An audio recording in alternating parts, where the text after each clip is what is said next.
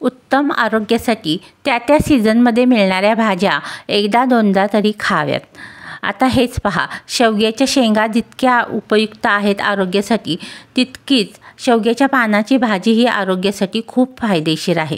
जर तुम्ही यूट्यूबवर सर्च केलं तर शेवग्याच्या पानाचे फायदे तुम्हाला भरपूर व्हिडिओ मिळतील.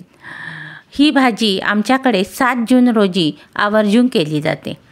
तर अशी ही कोवळ्या शेवग्याची पानं आपण आणायची आणि याची भाजी कशी करायची ते आता आपण पाहणार आहोत. अशी ही कोवळी पानं शेवग्याच्या झाडाची काढायची आहेत आणि त्यातील मी आता व्हिडिओ दाखवत आहे त्याप्रमाणे निवडायचे आहेत.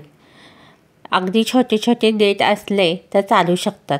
मी आता दाखवत आहे त्याप्रमाणे. सर्व भाजी निवडून झाली आहे.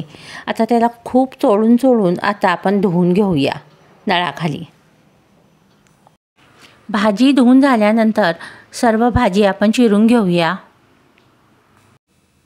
गॅस चालू केला आहे. पॅनमध्ये आपण तेल टाकलं आहे. तेल छान गरम झालं आहे. आता यामध्ये भरपूर लसूण घालायचा आहे.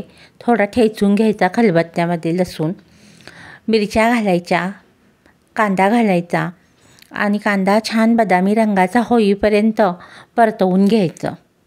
कांदा सॉफ्ट झाला आहे. आता आपण भाजी घालूया आणि तूर डाळ आपण 2 चमचे पाण्यामध्ये भिजवली होती, ती आपण यामध्ये घालत आहोत. 1 तास आधी आपण भिजवून ठेवायची आहे. तूर डाळ, मूग डाळ, तुम्हाला जी आवडते ती डाळ यामध्ये घालू शकता. ओलं खोबरंही घालू शकता. आता आपण मीठ घातलं आहे. मीठ घालताना सुद्धा त्याचं प्रमाण कमीच ठेवायचं, कारण पालेभाजी शिजल्यानंतर कमी होते. आता याला आपण छानपैकी मिक्स करूया आणि झाकण लावून ठेवून देऊया. आणि त्यानंतर आपण झाकण लावल्यानंतर झाकणाला वाफ येते ते पाणी आपण यामध्येच घालणार आहोत.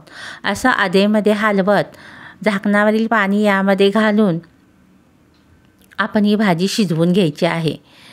ओन्ली वाफेवरच ही भाजी शिजवायची आहे. हे पहा, आता हे असं पाणी घालायचं झाकणवरील आणि पुन्हा हलवायचं. असं आपण 10 मिनटं करायचं आहे.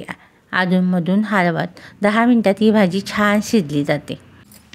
अशी ही आरोग्याच्या दृष्टीने फायदेशीर असलेली आपली भाजी तयार झाली आहे.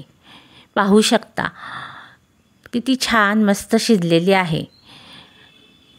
थोडीशी कडवट असते, पण एकदा दोनदा खायला काहीच हरकत नाही या सीझनमध्ये. रेसिपी जर आवडली असेल तर लाईक करा, मित्रपरिवारांसह शेअर करा. तसेच चॅनलवर जर पहिल्यांदा आला असाल तर आठवणीने सबस्क्राईब करा. असेच आपण पुन्हा भेटू एका छानशा आणि उपयुक्त रेसिपीसह. धन्यवाद.